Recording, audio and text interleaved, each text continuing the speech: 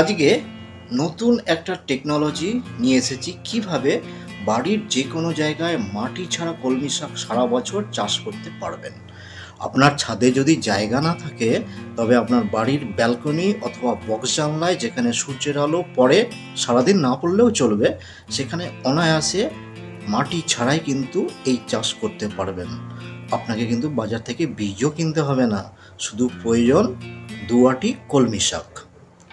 বাজার থেকে যে কলমি শাক কিনবেন সেগুলোর কাণ্ড যেন একটু মোটা হয়, ছবিতে যেমন দেখা যাচ্ছে ঠিক সেই রকম কলমি শাক বাজার থেকে কিনবেন। কলমি শাক দেখবেন একটু খড় দিয়ে আঠা থাকে, সেটাকে খুলে নেবেন।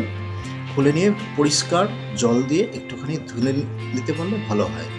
যে অংশটা কাটবেন সেখানে যেন অবশ্যই 2টো গাঁট থাকে, ছবিতে ঠিক যেমন দেখা যাচ্ছে।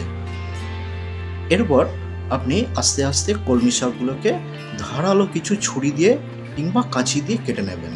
কোনো ভোঁতা ছুরি ইউজ করবেন না, ইউজ করলে কিন্তু ব্যাকটেরিয়াল ইনফেকশন হয়ে যেতে পারে। আস্তে আস্তে সমস্ত আটিটা কেটে নিয়ে এবার কাণ্ডগুলোকে এক জায়গায় জড়ো করবেন। খেয়াল রাখবেন যখন আটিগুলো বাঁধবেন খুব টাইট করে কিন্তু বাঁধবেন না, একটু আলগা করে ছবিতে ঠিক যেমন দেখা যাচ্ছে এইভাবে বেঁধে নেবেন। এরপর আসল একটা জিনিস, অ্যালোভেরা। অ্যালোভেরার বৈশিষ্ট্য হলো এটা ন্যাচারাল গ্রোথ হরমোন অথবা রুট হরমোন হিসাবে কাজ করে।